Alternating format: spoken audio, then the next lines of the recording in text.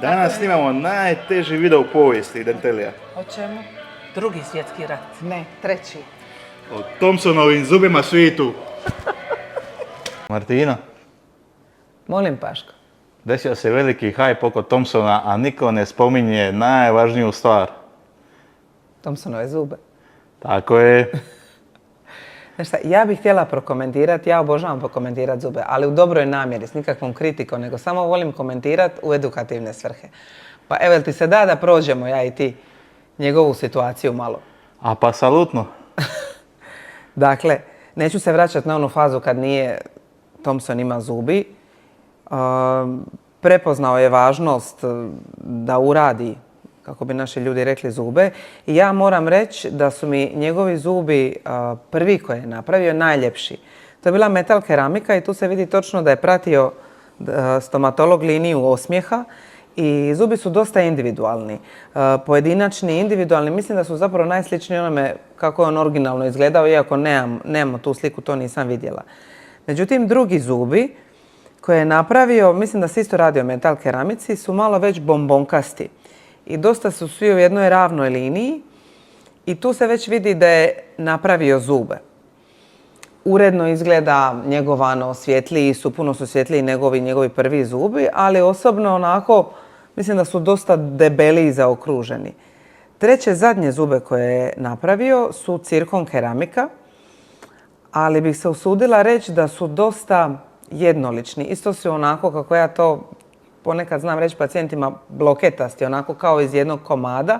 Fali mi one individualnosti kao što su njegovi prvi zubi bili koje je prvi stomatolog radio.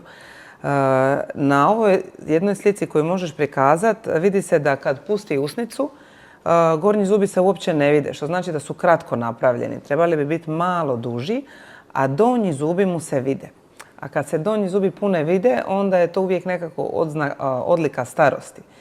I vidjet ćeš, skroz su onako poravnati. Znači jedinice, dvice, trice, četvorke, sve u jednoj ravnoj liniji.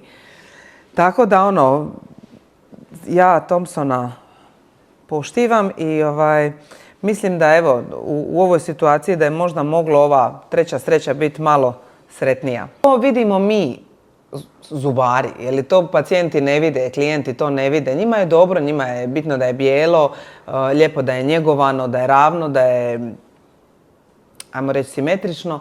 Ali ja bih rekla da je ljepše kad su zubi individualni, kad se ne vide da su se zubi radili.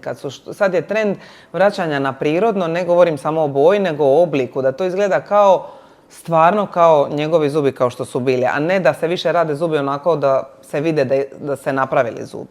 Šta misliš kakva je bila karijera Thompsona da nije napravio zube nego da je zadržao originalne? A ne bi imao karijeru. Nemoguće bez zuba. Slažem se. Evo, kad si ti tako pametna, reci nam kakve bi ti zube Thompsonu? Ne radi se o tome da sam ja pametna, to je samo stvar ukusa i mišljenja.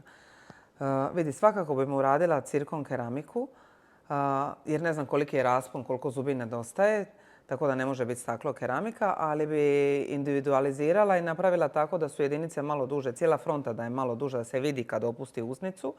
Napravila da su jedinice se razlikuju od dvojki. Dvojke bi mu napravila kao slatke, onako uniformne, da nisu kao jedinice. Naglasila bi njegove trice kao špic, kao oznaku kao muškosti.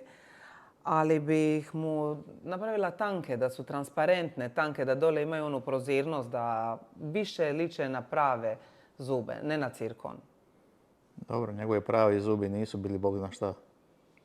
Prije nego što su propali. Dok ga je majka mladog rodila. Dobro, dobro.